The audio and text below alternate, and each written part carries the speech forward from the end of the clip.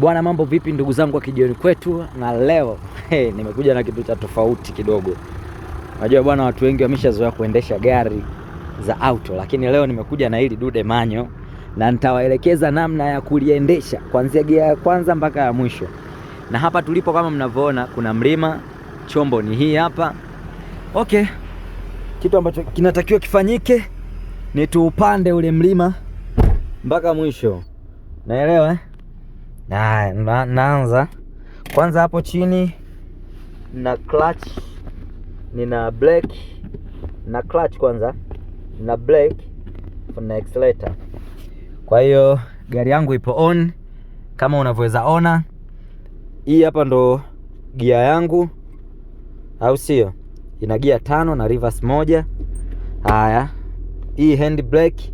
Kwa kitu cha kwanza nitaweka mguu wangu kwenye accelerator, nitashusha hand brake yangu, nitaweka gia namba 1. Umeona hapa? Hapa iko neutral. Hii ni neutral. Kwa hiyo naweka gia namba 1 hii hapa. Chombo yetu hii hapa. Naanza kuondoa, nishashusha hand brake, naondoa kwa tahadhari huku nikiwa nimeangalia zangu side mirror zote mbili. Gari hiyo hapo. Tunazidi kusogea hiyo gia namba 2. Hapo nimetoka kupiga gia namba 1. Tumeingia gia namba 2. Gari hapa na mlimani kama unavyoweza kuona. Na hapa mlimani mimi nitapanda na gia namba 2 hii. Kwa sababu gari ina uwezo, gari iko poa. Kwa hapa nitapanda na gia namba 2 mpaka namaliza mlima, lakini wakati wa kushuka huu mlima nitabadilisha gia zangu. Kama hapo umeona hiyo ni gia namba 2, naweza nikaiongezea gia. Mlima umeshaisha. Kwa naiongezea gia namba 3 kama unavyoweza ona. Hapo tupo gia namba 3. Lakini kwa sababu tumefika tambalale naweza nikaiongezea gia 1. Tukawa gia namba 4. Hiyo ni gia namba 4. Sawa? Hapa tunashuka. Alafu baada ya hapo naweza nikaimalizia gia namba 5 kama unavyoweza kuona hapo.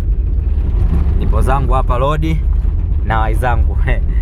Jamani, manyo ndo inaendeshwa hivyo wazee.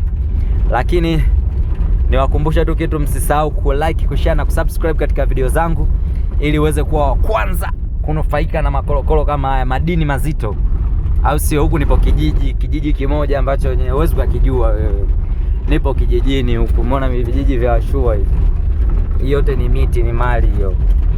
Okay, poa wanangu.